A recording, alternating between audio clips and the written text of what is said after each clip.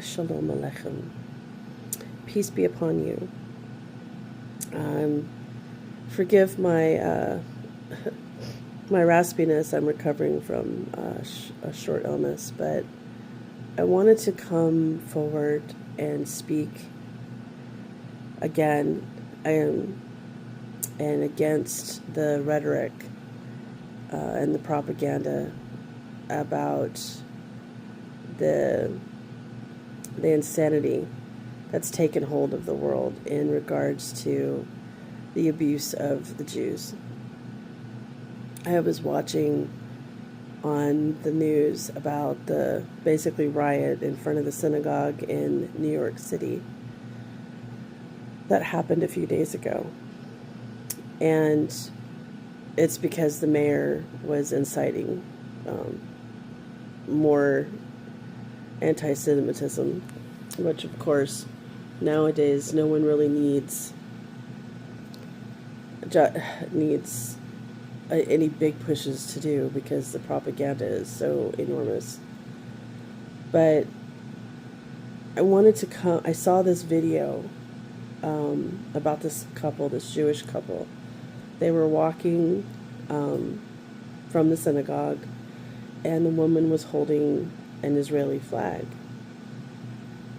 And the protesters out there were screaming at the top of their lungs to this woman, more than the man. The man was getting surrounded by other people, but this woman was recording herself screaming at the top of her lungs about how they should be ashamed of themselves for raping women and raping babies and murdering babies, and I guess in regards to the Islamic regimes, that I guess they were believing that the Jews are responsible for doing all these atrocities. But I want to bring us back to actual reality for a moment, because October 7th, 2023, it's almost been 3 years. I remember that day. It's called an impact memory. Impact memories are something that happen due to traumatic experiences. And just like 9/11, most people can recall, that are, old enough to remember, where they were, what was happening that day that 9/11 happened. Like when the planes hit the plane, or the second plane hit the second tower. It's called an impact memory. And we all have a lot of impact memories that go into our long-term storage in our memory base. So, and there's reasons that we're allowed to have those long-term memories. More of it, I think, is for the glorification of Hashem and all His glory through our Master, but they're learning lessons that we're able to retain. But anyway, so back to this lady screaming her propaganda regurgitation at this poor woman, and she was doing nothing. They were doing nothing. And so, first and foremost, October 7th was equal to, now granted not as many Jews died, but the brutality in which they did die was equivalent to the Holocaust. Now, were there the amount of atrocities that happened to the Jews during the Holocaust, which, there's so many Holocaust deniers now, because if you erase history, then you can rewrite your own. And that's just the truth of it all. Anyway, so I wanted to talk about this in regards to this woman screaming her rhetoric at this Jewish woman just walking with her husband. And she's screaming, "How dare you? You should be a saint. You raped, women. You murdered children. You raped children." And she's screaming this at this woman. And they're just, I'm like, okay, first of all, this couple did nothing. They did nothing that this woman was screaming at them. And it's evil. It's evil that's causing all of this. It's the delusional spirits that Hashem is giving over to everyone that walks outside of his covenant. And this is the truth of it. Nobody wants to hear that God actually turns his face away. He does. And that's the truth. But I feel October 7th was so bad. I mean, I honestly can say I cried straight for 2 weeks. Seeing what was going on. I mean, because Hamas had no qualms about sharing what they did to to all of the Jews that they were beheading and raping and burning and mutilating. And everybody it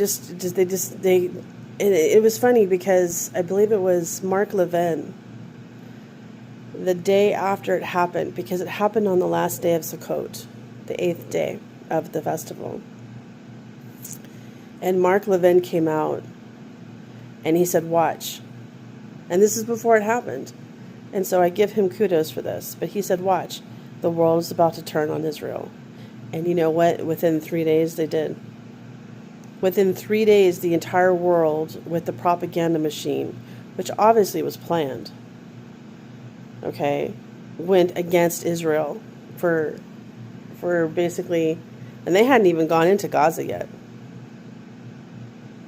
They hadn't even gone into Gaza yet. But everybody was praising what Hamas did, saying that it was, and I sat there and I thought about it. In the book of Revelations, it talks about the two witnesses. And I'm not going to get into eschatological issues right now. But the book of Revelation talks about murdering the two witnesses. And the whole world is celebrating and dancing and giving each other's gifts because of what the witnesses were doing. They were proclaiming the truth of Hashem.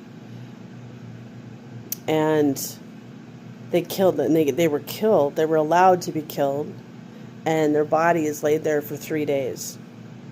And the whole world was celebrating the atrocity of God's witnesses being murdered until they rose on the third day, which was totally prophetic of Messiah. But the world in its belligerent disobedience and sin celebrated it.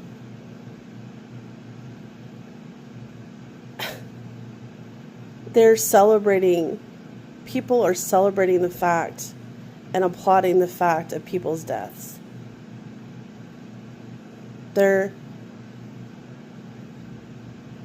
This is what a godless world looks like.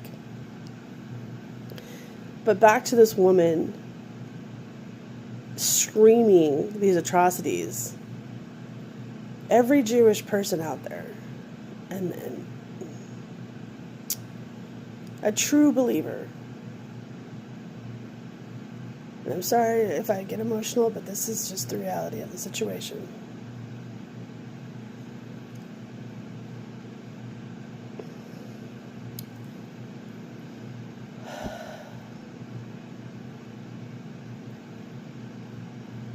To see those women on October 7th and what they went through was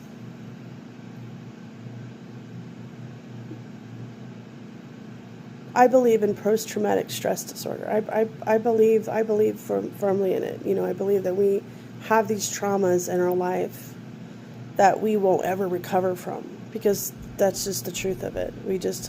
We have these things, unfortunately, that we can heal from, but we will never recover from.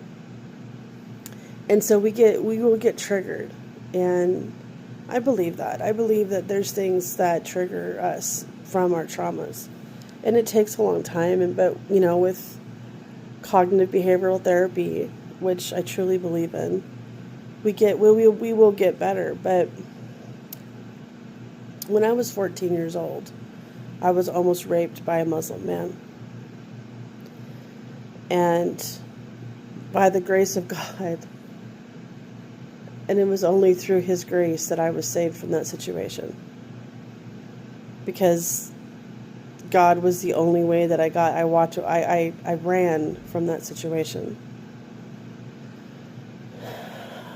But the bad part about it is that my mother, when it was reported to the police that this Muslim man that she knew, they were friends, there were students that had come over to study, and they were friends with my mother,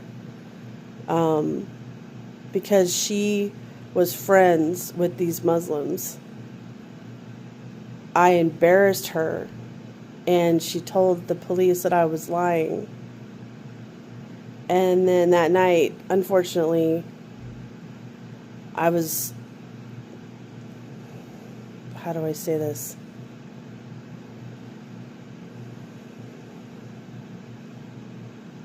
I was again abusively, I had an abusive encounter with my mother, put it that way. So in retrospect, not retrospect, but retrospectively, but reality based, I basically got almost being raped, and being raped has very little, 2 degrees of separation. Now, granted, there was no actual physical rape to my almost being raped, but the traumatic experience existed. I mean, it was physical, but it hadn't had any kind of fruition, going to the final fruition of it. But I'm trying to keep this as clean as possible. But then getting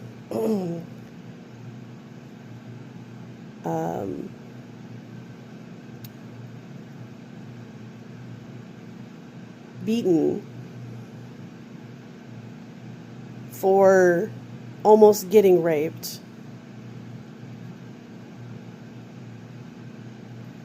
is a whole nother aspect of the rape in and of itself. So basically you would say I got raped again psychologically. So even though I wasn't actually, the full thing never actually happened, I was saved by the grace of God. The mental aspect of the entire situation is something that scars you for life. So when I see what happened on October 7th, and I see the brutality in which my Jewish brothers and sisters came into contact with Hamas, with Islamic Quran, ideological, demonic men. And then instantaneously, these people had survived these traumas and the hostages for the whole world to come against them and basically physically beat them in a way of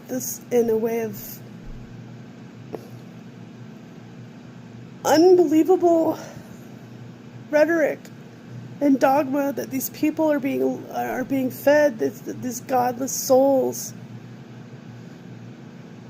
It's like they're having to live with it through it all over again. And for our brothers and sisters to constantly be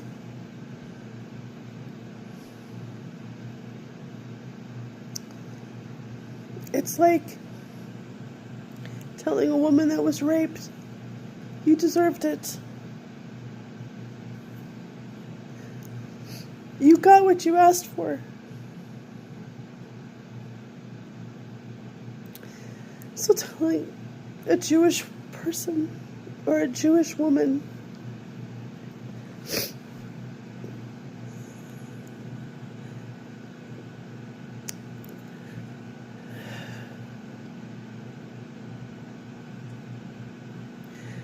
where is your soul?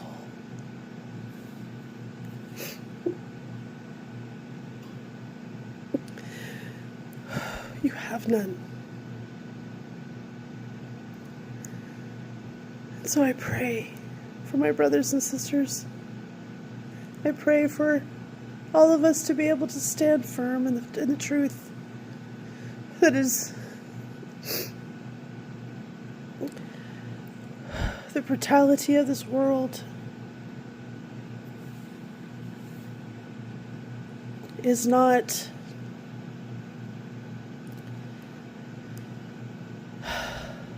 who we are in Hashem.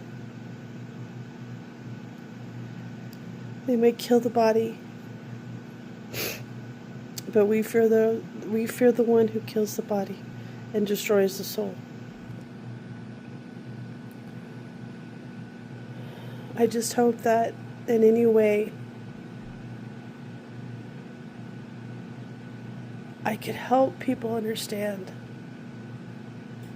we are not your enemy. We don't seek to kill or destroy. We seek to live in shalom and peace. We go to war with these countries that surround us because we are literally fighting for our right to exist. No other demographic, none, no one than the Jews. For millennia, for thousands and thousands of years, have had to continuously fight for their life. If you want to believe that you're a Christian or a Zionist, or that you say you believe in the Bible, then you need to believe in the fact that God has not forsaken his people. Why do you think the enemy wants to kill and destroy us all?